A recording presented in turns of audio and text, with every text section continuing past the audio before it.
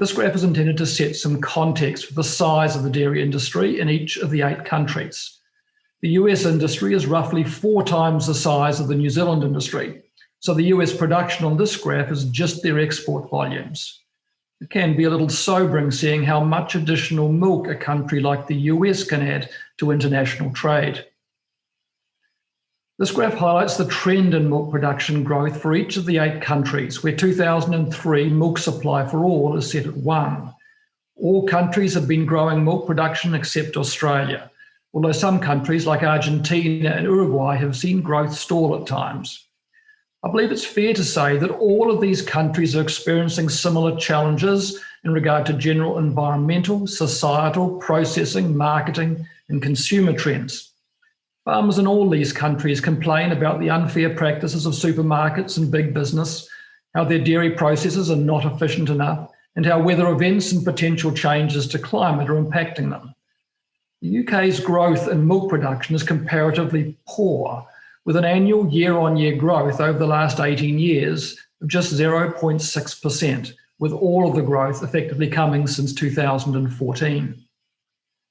This is the same graph of milk production growth over the last 18 years, though trend lines have now replaced joining of the annual dots. This highlights how strong the growth has been in most countries, with the exception of the UK and my own country, Australia. For any country where farmers have the potential to increase milk production, then periods of low or no growth for an industry confirm that most farmers are lacking profitability and are unable to produce the cash or the confidence to deliver growth. The graph also highlights how growth in milk production has accelerated in Ireland once subsidies were removed. Ireland has really focused on maintaining a high percent of pasture in the cow's diet, so that cost of production was low and profit margin high compared to the European counterparts. Unlike in the UK, once quotas were removed, the Irish industry was in a position to profitably expand, as the upward curving light green line highlights. So what has been happening with profitability in the 6 countries for which I have full business performance data? These countries have a range of climates, while New Zealand, Australia, Argentina, and Uruguay are all major exporting countries, and South Africa and the US are more domestically focused. This graph has return on capital on the vertical axis, which is the ratio that defines profit. Clearly, South Africa in dark green is the outstanding performer. However, the first important point I want you to note is that in the highlighted period of 2003 to 2007, Australia in yellow, Argentina in light blue, and Uruguay in dark blue all had higher levels of profitability than New Zealand in black. However, by the end of the period, all 3 countries have consistently lower levels of profitability than New Zealand. This is the same graph as the previous one, though with trend lines added. 3 countries have been increasing profitability: South Africa, New Zealand, and the US in red. 3 have been experiencing declines in profitability: Australia, Argentina, and Uruguay. South Africa appears to be an anomaly, though the huge increase in profitability through to 2012 is linked to rapidly increasing pasture harvest, as you will see. So what is behind New Zealand's gradual improvements in profitability, and what is behind Australia's, Argentina's, and Uruguay's loss in profitability?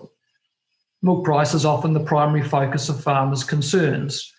This graph has milk price in US cents per litre of energy-corrected milk on the vertical axis. There are a number of interesting factors to highlight here. New Zealand milk price in black is the most volatile, given that country's almost total reliance on the export market. South Africa in dark green does have an advantage over the 4 export-focused countries through to 2011, which is what you would have historically been expecting given its domestic production focus, though this advantage has disappeared since 2011, and yet profitability has remained high. The US, UK, and Irish milk price is almost always significantly higher than for all the other countries, with the UK having an anomalously high price from 2017 to 2019, linked to the depreciation of the pound. The international market trends are clearer in this graph when trend lines are added. Although you might hope the linear trend for the UK's milk price might be real, it is based on a short-term anomaly and would be unsustainable. So this curvilinear trend might be closer to the reality. What is interesting is that where governments do not restrict market access, then milk price is now similar regardless of whether the country is export or domestic focused. For those countries where governments do interfere significantly in the trade of dairy products across their borders, such as the US and the EU, the premiums being paid to dairy farmers over and above the internationally traded value of milk has significantly decreased, and the difference in price is continuing to narrow. This change in the dynamics of internationally traded milk prices coincides with two major changes in international trade. Firstly, the emergence of China as a huge importer of dairy products, and secondly, the emergence of the US as a major exporter of dairy products. This is an important change for the UK dairy industry and will only be heightened with Brexit, in that the historical milk price premium UK farmers have received over and above the internationally traded milk price is likely to continue to reduce. So farmers will need to focus on what they can do on farm to produce milk at a lower cost of production if they're going to survive and thrive. And for Australia, Argentina, and Uruguay, their milk prices have become increasingly competitive with all other countries. So this cannot explain any of their loss in comparative profitability. So how has pasture harvest influenced the changing fortunes of the countries in the study? Well, although you can see how impressive the South Africans have been in increasing pasture harvest through to around 2012, New Zealand's pasture harvest looks relatively unchanged over the 17-year period. And remember, it is in this highlighted period when Australia, Argentina, and Uruguay had higher levels of profitability than New Zealand, even though the levels of pasture harvest were much lower. Once trend lines are added, the changes in pasture harvest over this period are clearer.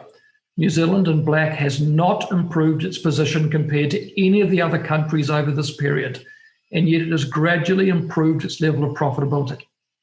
I've added Tasmania, the southernmost Australian state, to this graph in light green, and Tasmania, along with the rest of Australia, have made more progress in improving pasture harvest than New Zealand, and yet lost profitability and competitiveness compared to New Zealand, as have Argentina and Uruguay.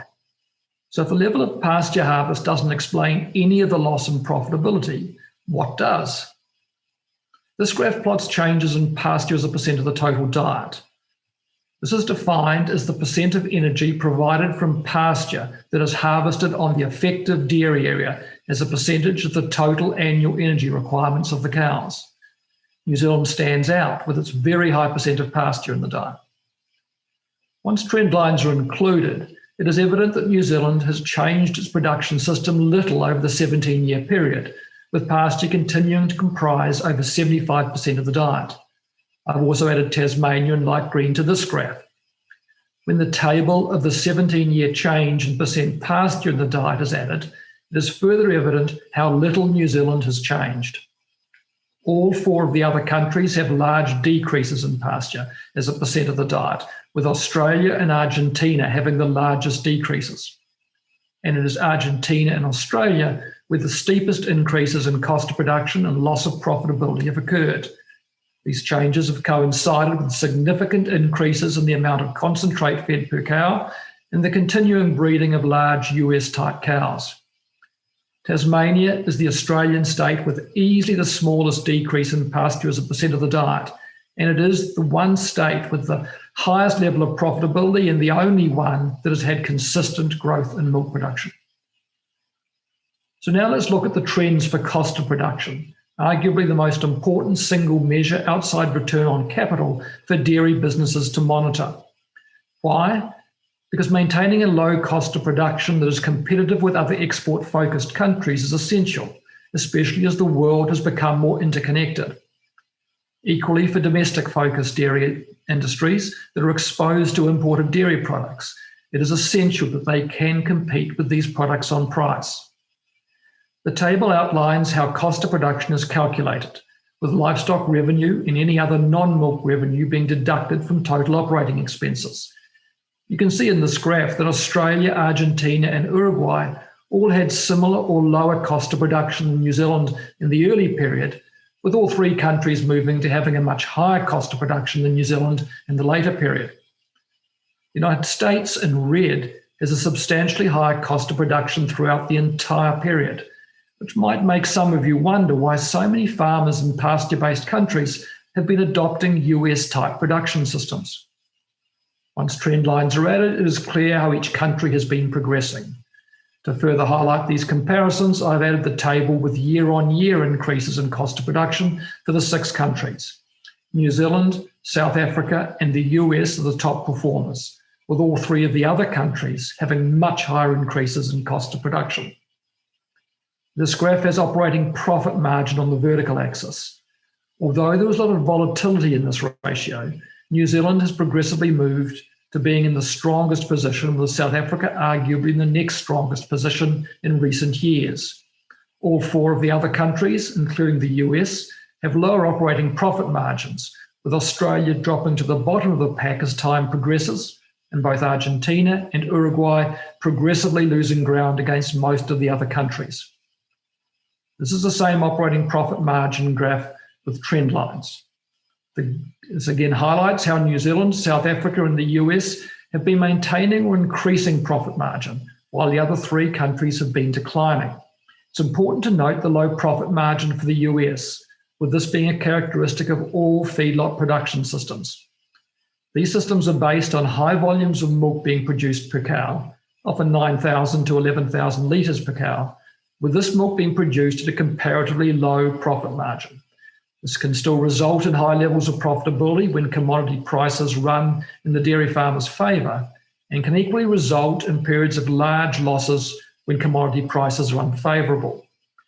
However, feedlot or TMR systems could never be described as having financial resilience, given how just a small change in milk price or in other commodity prices can result in financial losses.